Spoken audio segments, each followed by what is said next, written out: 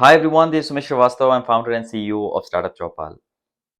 अ, एक question startup founders हमेशा पूछते हैं या समझना चाहते हैं कि ये स्टेजेस फंडिंग के क्या होते हैं? Pre seed, seed, series A, series B, series C, series D, ये चीज़ें क्या होती हैं? तो इस वीडियो में बहुत शॉर्ट में मैं कोशिश कर रहा हूँ समझाने की कि ये फेजेस क्या होते हैं।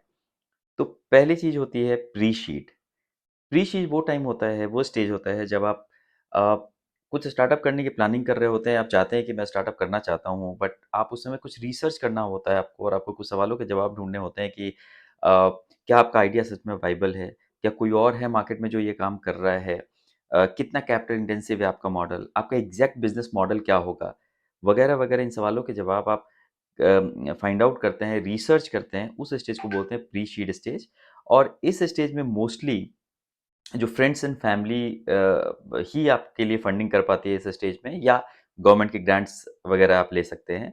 So this is pre शीड। उसके बाद का स्टेज होता है शीड स्टेज।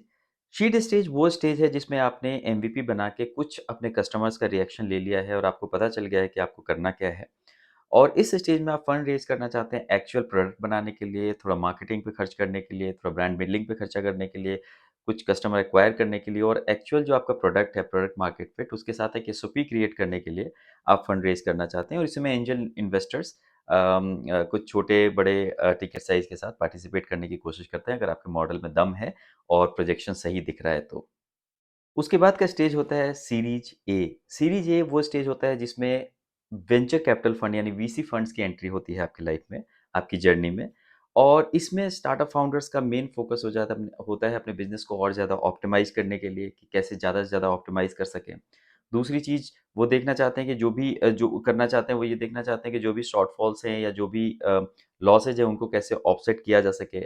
और अपने और स्केलेबल ब्लूप्रिंट कैसे बनाया जा सकता है, इस पे ज़्यादा फ़ोकस करते हैं वो, कि कैसे इसको और ज़्यादा से ज़्यादा स्केल कर सकें, ज़्यादा से ज़्यादा मार्केट शेयर को बढ़ा सकें।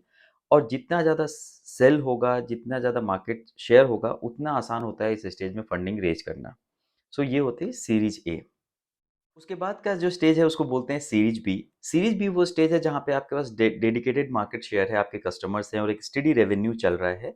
अब इस स्टेज में आप फंड रेज करते हैं अपने और ज़्यादा मार्केट शेयर लेने के लिए, टीम बिल्डिंग और ज़्यादा करने की कोशिश करते हैं आप।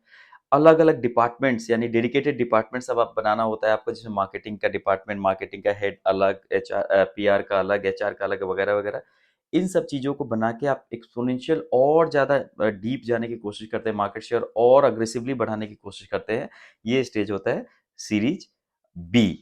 उसके बाद का जो स्टेज है वो है सीरीज सी। सीरीज सी वो स्टेज है जब आपने जिस कंट्री में आप हैं, for example if you are in India, तो इंडिया में आपने अच्छा काम कर लिया है। अब आप बहुत ज़्यादा ठीक-ठाक मार्केट शेयर आपका इंडिया में हो गया। अब आप ग्लोबली एक्सपेंड करना चाहते हैं।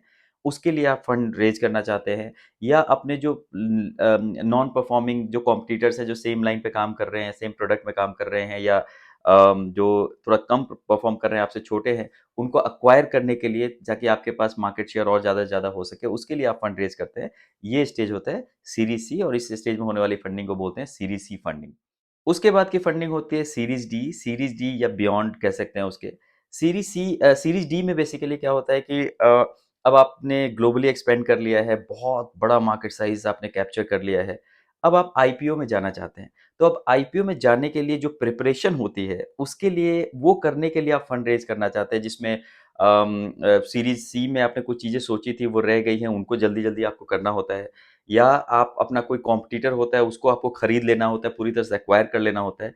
इन सब चीज़ों के लिए आप फंड रेज़ करना चाहते हैं, उसको बोलते हैं सीरीज़ सी फंडिंग। उसके बाद सी आई एम सॉरी, इसको बोलते हैं सीरीज़ डी फंडिंग। और या उसके ऊपर के बियॉन्ड भी 2-4 जो भी आप नाम लेते हैं, ये लगभग इसी चीज़ के लिए होते हैं, क्योंकि आईपीओ एक तरह से अल्टीमेट गोल होता है स्टार्टअप फाउंडर्स का। तो सीरीज़ डी फंडिंग, और इन सब के बीच में इस दौरान एक चीज़ आती है जिसको बोलते हैं ब्रिज लोन। ब्रिज लोन का क्या मतलब? ब्रिज का मतलब आप समझते हैं कि पुल जो एक क्रॉस करने के लिए होता है। तो अगर आप सीरीज़ डी फंडिंग में हैं और उस टाइम में आप के पैसे कुछ कम पड़ गए और आपको लगता है कि आपको कुछ चीज़ें करने की ज़रूरत है आईपीओ में जाने से पहले, तो आप लोन ले लेते हैं, ब्रिज लोन, ताकि वो चीज़ें पूरी करके जल्दी से आप आईपीओ में जाएँ, वो अपॉर्च्युनिटी मिस ना करें, और आईपीओ में जाने के बाद वो रिटर्न आने के बाद वो पैसे लौटा दिए जाते हैं, जो जिनसे भी पैसे लिए गए होते हैं, तो वो ब्रिज लोन होता है। सो दिस इज़ बेसिकली जो शॉर्ट में मैं समझा सकता था आपको, कि pre seed, seed, series A, series B, series C, series D, bridge loan, ये सब चीज़ें यही होती हैं एंड फाइनली आईपीओ तो पता ही है जब पब्लिक के लिए हम ओपन हो जाते हैं और पब्लिक सीधा पैसे लगा सकती है कंपनी के अंदर। तो ये स्टेजेज़ होते हैं फंडिंग के जो मैं कोशिश कर रहा था। I am sure this will help startup founders who all are were curious to know that. Thank you so much everyone.